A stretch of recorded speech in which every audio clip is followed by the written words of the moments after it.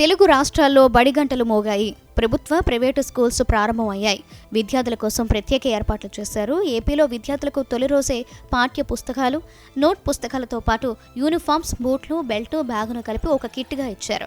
పాఠశాల విద్యలో సంస్కరణలు తీసుకొచ్చిన కూటమి ప్రభుత్వం ఏపీలో నేటి నుంచి 9 రకాల పాఠశాలలు పునఃప్రారంభించింది. తెలంగాణలో 24,000కు పైగా ప్రభుత్వ స్కూల్స్ పునఃప్రారంభం సంబరంగా జరిగింది.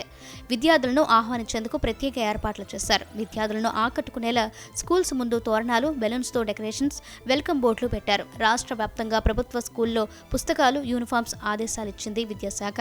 తెలంగాణ ప్రభుత్వ స్కూల్స్లో నర్సరీ, ఎల్కేజీ, యూకేజీ తరగతులను ప్రారంభించింది. తెలంగాణలో స్కూల్స్ ప్రారంభంపై మరింత సమాచారాన్ని మా ప్రతినిధి విద్యాసాగర్ అందిస్తారు. తెలంగాణ రాష్ట్ర వ్యాప్తంగా కూడా బడిగంట మోగింది.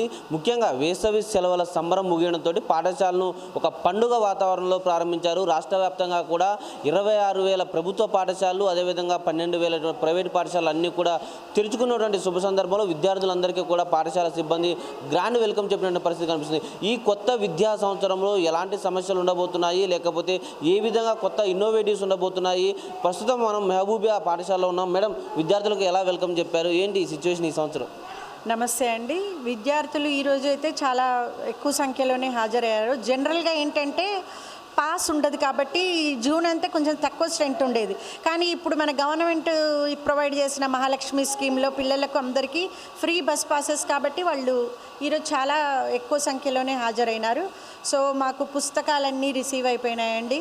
యూనిఫామ్ ఉంది, అన్నీ వచ్చేసినాయి. So we are going to distribute them in second or third period. ఇంకా టీచర్స్ అందరు కూడా మనకు సరిపోయే సంఖ్యలోనే ఉన్నారు. క్లాస్ రూమ్స్లో అంతా ఫర్నిచర్ వెల్ ఎక్విప్డ్. మా స్కూలు ఐఎఫ్బి ప్యానల్స్ ఉన్నాయండి, 6 ఉన్నాయి మాకు. సో మేము ఆ టెక్నాలజీ కూడా యూజ్ చేసుకుంటూ లెసన్స్ చెప్తారు టీచర్స్ అంతా. So everything is good in our school. Mid day meals కావచ్చు, లేకపోతే ఇంకా ఫెసిలిటీస్ ఏమైనా గవర్నమెంట్? మిడ్ డే మీల్స్ కూడా మాకు పెద్ద షెడ్ ఉందండి. అటు పక్కన ఒక పెద్ద షెడ్ ఉంటుంది. సో అక్కడ కూర్చొని తింటారు పిల్లలు. సో అది కూడా వెల్ ఎక్విప్డ్ అనమాట. పెద్ద పెద్ద టేబుల్స్ తోటి చాలా బాగుంటుంది. సో అక్కడ కూర్చొని తింటారు. వాళ్ళ ఇష్టం పిల్లలది అది కూడా. So we have a big ground. So వాళ్ళు అకార్డింగ్ టు వాళ్ళ దీన్ని బట్టి తింటూ ఉంటారు. సో మిడ్ డే మీల్స్ కూడా బాగానే ఉంటుంది. So everything is good actually.